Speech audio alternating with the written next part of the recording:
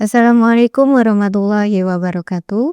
Salam sehat dan salam sejahtera bagi kita semua. Perkenalkan, saya Puput Mariati, SPSI, MPSI Psikolog, dosen dari Home Base Program Studi S1 Psikologi, Fakultas Kesehatan, Institut Ilmu Kesehatan Bakti Wiyata Kediri.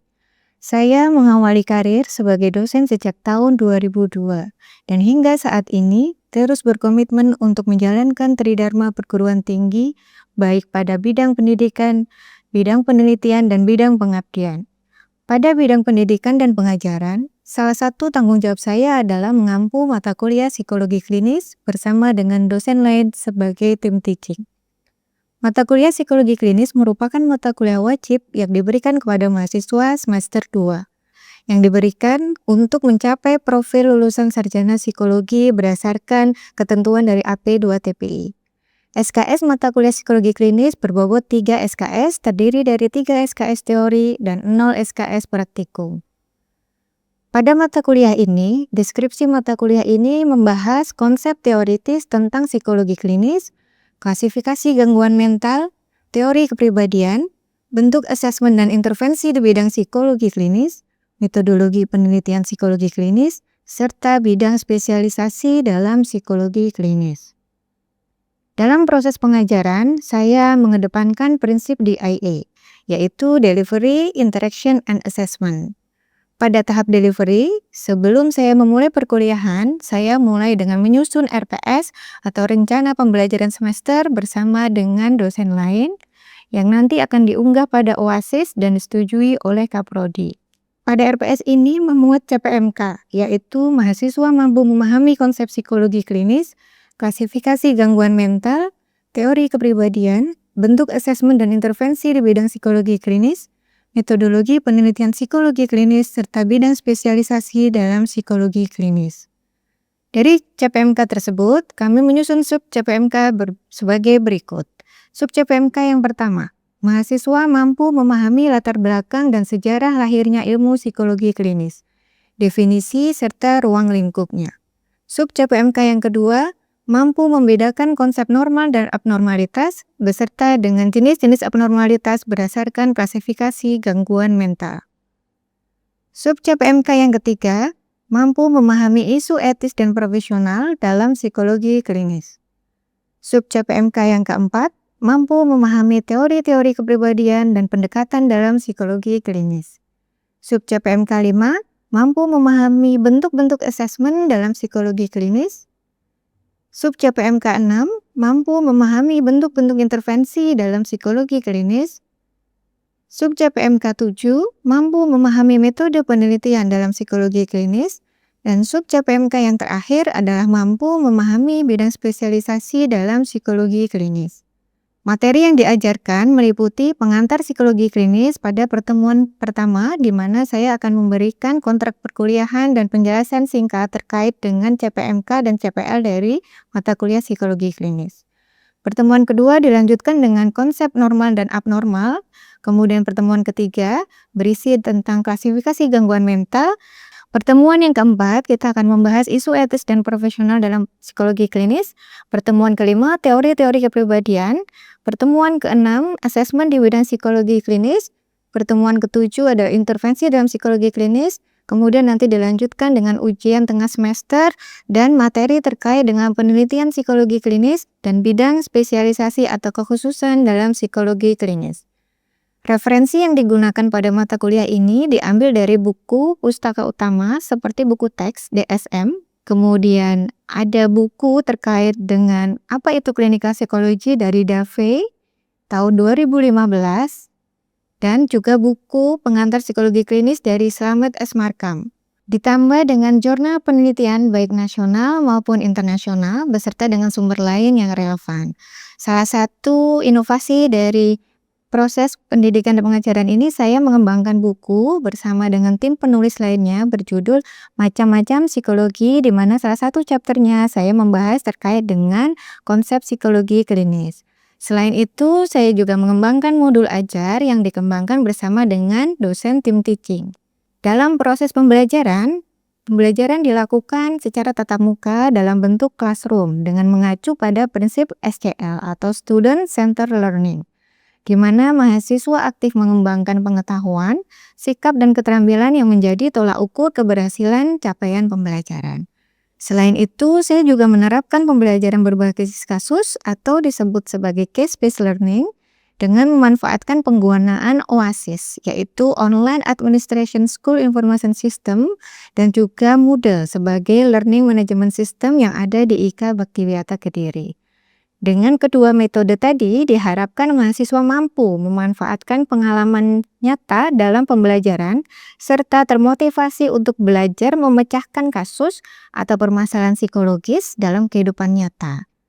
Pada tahap interaksi, saya membangun diskusi dua arah melalui studi kasus untuk mendorong mahasiswa berpikir kritis, menganalisa permasalahan di bidang psikologi klinis, dan mahasiswa mampu mengungkapkan pendapat mereka.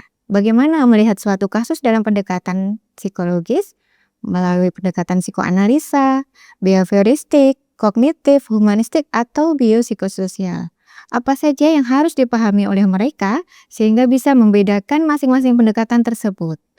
Harapannya, dengan menguasai konsep teoritis tentang berbagai pendekatan yang ada dalam psikologi klinis, mahasiswa mampu melihat kasus permasalahan psikologis dengan berbagai sudut pandang, sehingga mereka bisa menganalisis masalah secara menyeluruh dan bisa memberikan alternatif penyelesaian secara tepat.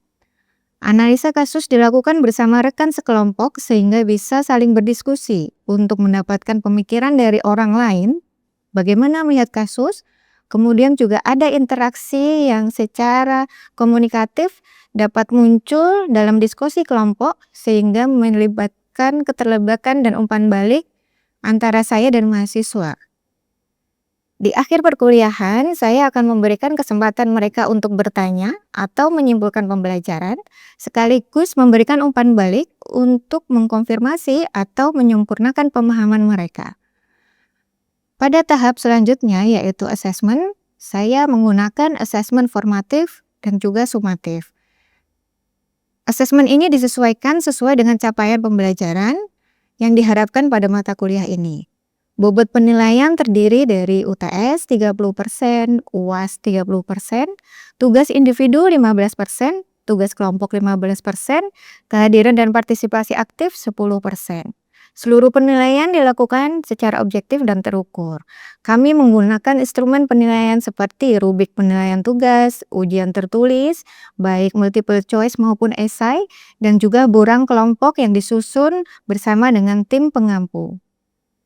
Metode penilaian dilakukan dengan berbagai cara. Yang pertama adalah ujian tertulis, dengan indikator penilaian adalah ketepatan dalam menjawab soal. Ini dalam 2 kali, yaitu UTS dan juga UAS. Tugas mandiri untuk mereview jurnal dengan indikator penilaiannya adalah ketepatan dalam menganalisis atau mereview jurnal dan bagaimana mahasiswa menyampaikannya secara tertulis. Tugas ketiga adalah tugas analisis kasus dilakukan secara berkelompok dengan indikator penilaian berupa ketepatan dalam analisa kasus dan kemampuan kerjasama dalam tim. Saya memberikan umpan balik langsung kepada mahasiswa, baik secara lisan maupun tertulis, untuk membantu mereka mendorong perbaikan berkelanjutan dan juga memberikan pemahaman yang lebih menyeluruh terhadap pemahaman yang sudah didapatkan dalam proses pembelajaran. Berikut ini saya tampilkan salah satu contoh pengajaran pada materi ketiga, yaitu adalah klasifikasi gangguan mental yang diberikan kepada mahasiswa dalam bentuk classroom. Assalamualaikum warahmatullahi wabarakatuh. Waalaikumsalam warahmatullahi wabarakatuh. Selamat sore teman-teman, gimana sehat? Sehat Ibu. Alhamdulillah. Ini kita ketemu lagi untuk melanjutkan materi pertemuan sebelumnya ya. Hari ini kita belajar apa? Klasifikasi gangguan mental. Ya, alhamdulillah berarti teman-teman semua sudah baca RPS ya? Tujuan Sudah, pembelajaran. ya, Oke, tujuan pembelajaran hari ini teman-teman akan belajar terkait dengan bagaimana melakukan klasifikasi gangguan mental dan bagaimana sih prosedur diagnosisnya gitu ya. Jadi di awal kalian akan tahu dulu terkait dengan konsep apa itu disorder atau gangguan. Kemudian nanti kita belajar terkait dengan klasifikasi gangguan mental dan terakhir adalah kita belajar terkait dengan klasifikasi gangguan mental berdasarkan DSM, PPDGJ, dan ICD gitu. Nah, ini pasti teman-teman pernah dengar ya. Apa sih? Pernah dengar istilah NPD? Pernah. Oke, ada yang bisa jawab nggak? Narsistik, oke. Kemudian apa lagi? Kayak gimana orang NPD itu? Kalau dia melakukan kesalahan, dia nggak mengakui kesalahannya. Nah, apa yang teman-teman ketahui tentang NPD itu baru sebagian kecil dari istilah NPD. Itu adalah bagian dari abnormalitas yang kita sebut sebagai simptom atau gejala gitu ya. Nah, dalam proses mendiagnosis itu kita harus menggunakan data-data yang akurat, kemudian terintegrasi, dan itu harus menyeluruh ya. Mulai dari sign itu artinya tanda, sampai nanti teman-teman juga akan belajar terkait dengan simptom. Simptom itu adalah gejala. Nanti setelah itu ada juga istilahnya adalah sindrom.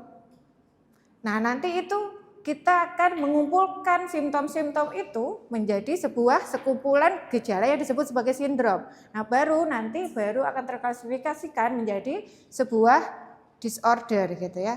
Jadi ini adalah bagian terkecil dari bagaimana kita mendiagnosis atau melakukan klasifikasi atau discriminate between health and disease and between different disease. Arti dari diagnosa itu adalah kita membedakan apa sih yang sehat, mana yang sakit, dan membedakan apa saja penyakit-penyakit yang berhubungan dengan medis maupun gangguan mental gitu ya. Nah, masih ingat nggak pertemuan kemarin? 4D, ada deviance, ada distress, ada dysfunction, dan terakhir adalah danger. Ini adalah kategori atau indikator di mana kita bisa menyimpulkan bahwa seseorang mengalami suatu gangguan gitu ya. Kalau artinya deviance itu adalah pelanggaran norma. Kemudian distress artinya ada kondisi tekanan psikologis. Kemudian ada dysfunction, ada ketidakberfungsian dalam kehidupan individu tersebut. Yang terakhir adalah indikatornya adalah danger. Danger artinya dia melakukan perilaku yang mungkin membahayakan dirinya ataupun orang lain. Manfaatnya diagnosis itu apa? Diagnosis adalah suatu formula atau sekumpulan informasi yang bisa memberikan informasi terkait dengan fungsi dan peran dari individu tersebut terkait dengan kondisi psikologisnya dan struktur kepribadiannya. Jadi kalau kita mau melakukan diagnosis, kita harus melihat bagaimana sih kondisi psikologisnya, mulai dari afeksi ya atau emosinya, atau kita juga bisa melihat dari aspek kognisinya sampai pada perilakunya, yang ini kita hubungkan dengan struktur kepribadiannya. Makanya kalau dalam kasus psikologis itu biasanya ditegakkan pada usia dewasa. Ada beberapa diagnosis yang ditegakkan pada anak-anak, tapi itu nanti merujuk pada struktur kepribadian yang juga melingkupi individu tersebut gitu ya. Apa manfaatnya diagnosis itu? Diagnosis fungsinya adalah untuk menentukan label atau klasifikasi dari gangguan mental tersebut yang nanti itu akan berdampak pada satu, dia adalah penanganannya. Kedua adalah prognosisnya. Prognosis itu adalah ramalan dari perjalanan penyakit itu. Kalau prognosisnya positif, kemungkinan pemulihannya akan berjalan lebih cepat. Kalau prognosisnya negatif, pemulihannya akan berjalan lebih lama gitu ya. Jadi penting sekali untuk melakukan diagnosis untuk bisa menentukan mana sih label penyakit atau gangguan psikologis yang melingkupi individu itu. Nah, levelnya ini ada sampel.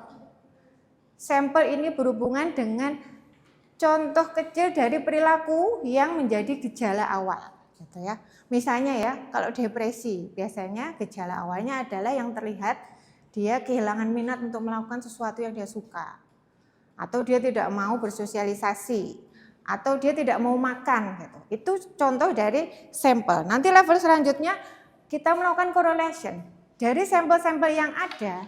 Kira-kira ini akan mengarah pada satu disorder yang mana gitu ya. Jadi ini levelnya menengah. Nanti paling tinggi kita akan melakukan yang namanya sign. Sign ini kita sudah punya suatu framework ya di kepala kita.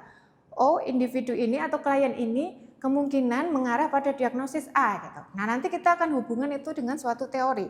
Sehingga kita bisa melihat kasus itu secara lebih mendalam, secara lebih menyeluruh. Nah, pertanyaannya, boleh nggak sih sarjana psikologi melakukan diagnosis?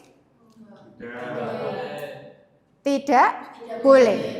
Jadi pada mata kuliah ini kalian hanya diharapkan untuk memahami saja ya, tidak untuk menerapkan apalagi melakukan diagnosis gitu. Jadi bukan pada tataran keterampilan, hanya sebagai pengenalan awal saja gitu ya.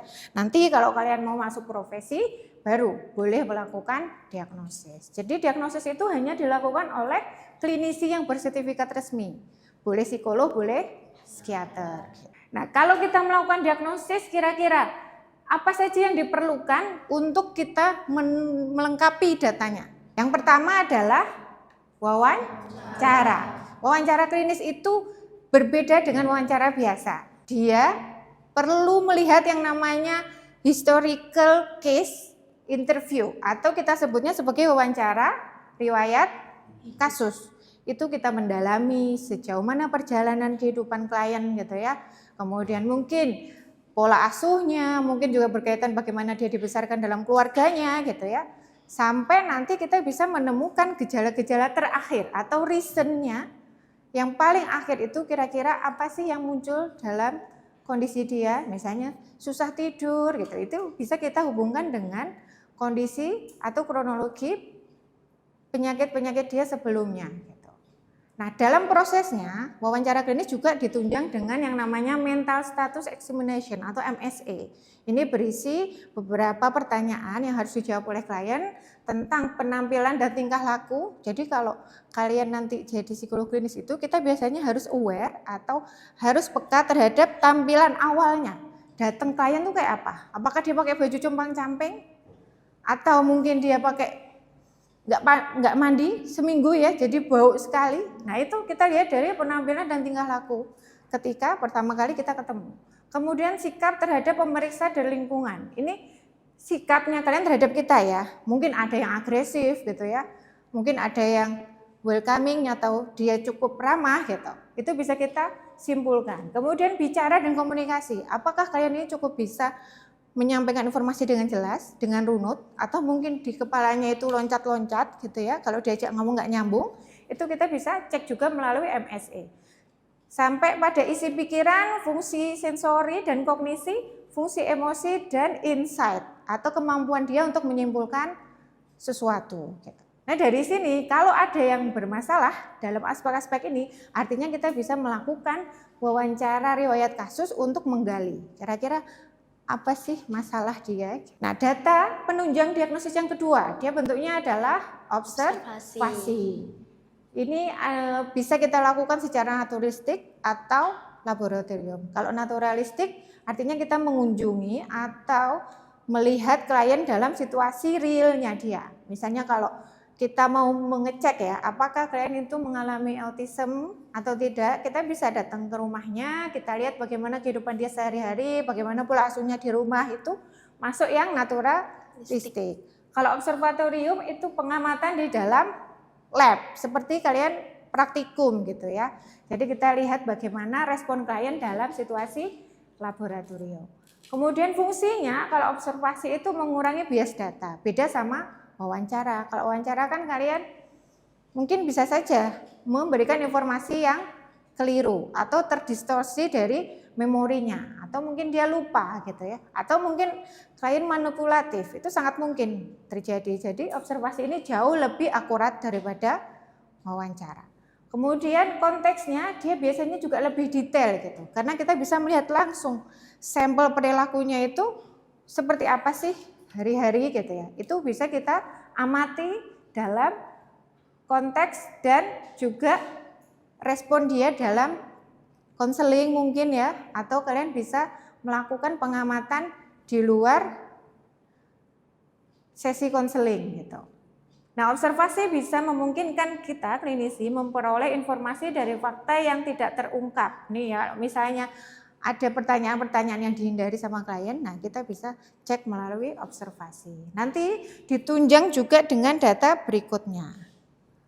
Live record. Kira-kira live record itu bisa kita dapatkan dari mana? Ada yang bisa jawab? Ya, iya? Ya. Live record bisa kita dapatkan melalui catatan sekolah, riwayat kesehatan, data keuangan, buku harian, foto, penghargaan, atau dokumen lainnya, Ibu. Oke, kita berikan aplaus dulu untuk Ian. Ini jawabannya tepat ya. Jadi live record itu bisa kita dapatkan dari berbagai sumber yang sifatnya catatan tertulis. Boleh dari rekam medis tadi ya, catatan kesehatan misalnya gitu. Atau catatan keuangan, misalnya kasus tentang judul gitu ya. Kita perlu melihat data penunjang gimana sih keuangan dia terakhir gitu ya. Atau juga dari raport atau catatan pendidikan ya, sekolahnya. Misalnya kalau ada keluhan anak saya kurang berprestasi di sekolah, kita bisa tahu dari riwayat nilainya dia. Misalnya kita bisa minta raportnya gitu ya. Jadi catatan tertulis ini jauh lebih akurat, tidak mungkin dimanipulasi sama klien gitu ya. Sehingga kita perlu meminta atau meminta rujukan itu ke pihak lain gitu. Kalaupun misalnya tidak ada, kita bisa minta ke pihak lain. Misalnya kalau orang tuanya nggak punya, gurunya gitu ya, kita bisa mintakan. Nah, data yang terakhir ini biasanya kita bisa peroleh dari pemeriksaan. Bisa sifatnya fisik, bisa juga sifatnya psikologis. Kalau pemeriksaan fisik bisa pakai MRI ya, magnetic resonance imaging, untuk melihat apakah misalnya ada masalah di otak bagian tertentu gitu ya. Bisa juga pakai CT scan, bisa juga pakai PET scan. Nah, yang kekhasannya kalau di psikologi adalah di tes psikologi. Ini ada berbagai macam tes, mulai dari tes kepribadian, tes intelijensi, sampai pada tes perilaku, bakat minat, dan tes untuk skala diagnostik gitu ya. Nanti kalian akan belajar ini di semester selanjutnya. Nah, gimana cara mengklasifikasikannya? Tadi ya, kalau diagnosis itu tidak boleh sembarangan, harus hati-hati karena kita punya rujukan. Rujukannya ini sudah terstandar internasional. Ada 3 yang biasanya dipakai, mulai dari DSM-5 TR, ini yang versi terbaru. Ada ICD atau International Classification of Disease, kemudian ada PPDGJ 3. Nah, apakah kalian harus belajar ini semua? Tidak ya, karena di psikologi paling umum menggunakan DSM 5 TR. Tapi kalau untuk sarjana, kalian tidak perlu sampai harus menghafal semua penyakit itu ya, hanya cukup tahu saja gitu ya, karena itu nanti akan bisa menjadi pengetahuan kalian ketika akan menjalani profesi. Mohon izin bertanya, Ibu. Iya, silahkan. Saya ingin bertanya, apakah dari ketiga itu, DSM-5 TR, ICD-10, dan PPDGJ-3 itu, apakah dari ketiga itu semuanya dipakai? Oke, terima kasih Ransa atas pertanyaannya. Jadi, apakah kita harus mempelajari ini semua atau kita memakai ini semua ketika nanti kalian profesi? Jawabannya tidak ya, karena biasanya masing-masing dari profesi seperti misalnya psikolog atau psikiater itu punya preferensinya. Kalau psikolog akan lebih sering memakai DSM 5 TR. Ini versi terbaru. Ada DSM 5, ada DSM 4 TR, ada DSM 4 sampai DSM 1. Itu ada semacam sejarah gitu ya, lahirnya DSM. Karena setiap versi itu sudah diperbarui menjadi lebih terkini atau sesuai dengan kondisi perkembangan ilmu psikologi. Nah, kalau ICD dan PPDGJ ini paling sering dipakai oleh kalangan medis seperti dokter atau psikiater. Karena memang agak sedikit berbeda ya. Jadi kalau ICD sama PPDGJ itu lebih sering dipakai oleh kalangan medis seperti dokter atau psikiater. Karena isinya dia lebih, gambaran penyakitnya itu lebih detail gitu ya. Sementara kalau DSM ini ada beberapa penjelasan seperti etiologinya, kemudian juga faktor-faktor penyebabnya gitu ya, dan sampai pada prevalensinya. Jadi hanya di DSM-TR yang biasanya dipakai gitu. Tapi mungkin kalau nanti kamu misalnya kerja di psikolog di rumah sakit juga akan lebih sering pakai ICD juga. Gitu. Oke, kita lanjut ya. Nah, kalau PPDGJ isinya apa? Ini dia agak berbeda karena lebih sering dipakai sebagai klasifikasi khusus di Indonesia ya. Kalau di internasional tidak, ini hanya untuk Indonesia. Nah, pengembangannya sama karena dia menggunakan acuannya ICD-10, ICD-10. Nah, klasifikasinya yang agak berbeda dengan DSM. Ada 10 klasifikasi, nanti teman-teman bisa baca lebih dalam. Saya akan berikan ya di akhir file terkait dengan PPDGJ ini, kalian bisa belajar 10 klasifikasi ini dari mulai kode F00 sampai F98. Nah, kalau di SM, nah ini yang saya sampaikan tadi ya, ada sejarah lahirnya dari DSM yang pertama sampai yang terakhir itu adalah tahun 2022 dan semua sudah diperbarui sesuai dengan kondisi zamannya gitu ya. Karena ini kan dikembangkan oleh berbagai ahli gitu ya, terutama dari APA, sehingga terus melakukan pembaruan gitu. Nah, kita sebaiknya menggunakan versi yang terbaru. Nah, klasifikasinya apa saja? Ini ada neurodevelopmental disorder. Ini berhubungan dengan anak-anak biasanya, tapi bisa juga kita lakukan diagnosisnya ketika dewasa. Macam-macamnya ada autism, ada ADHD gitu ya.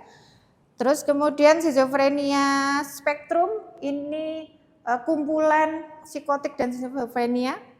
Ada nanti kalian akan menemukan semacam gejala halusinasi, kemudian ada disorganized thinking and speech, sampai pada negative symptom.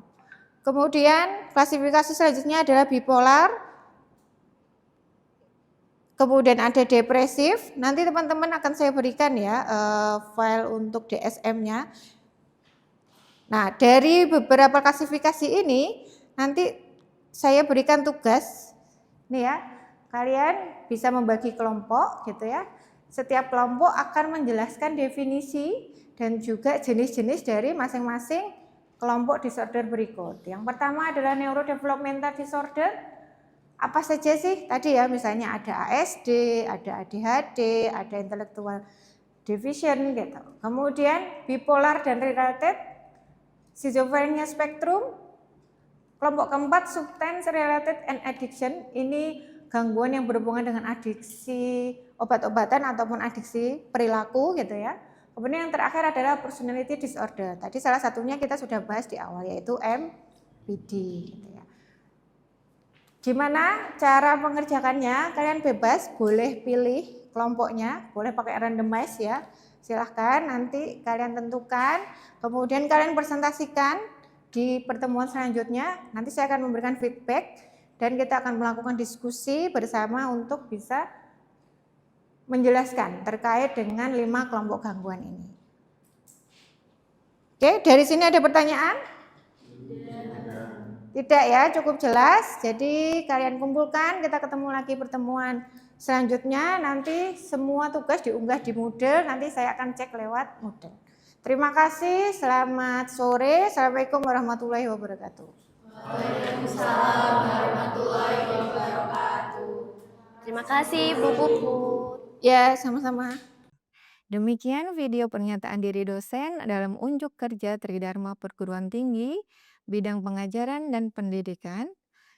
Terima kasih sudah menyaksikan. Saya akhiri. Wassalamualaikum warahmatullahi wabarakatuh.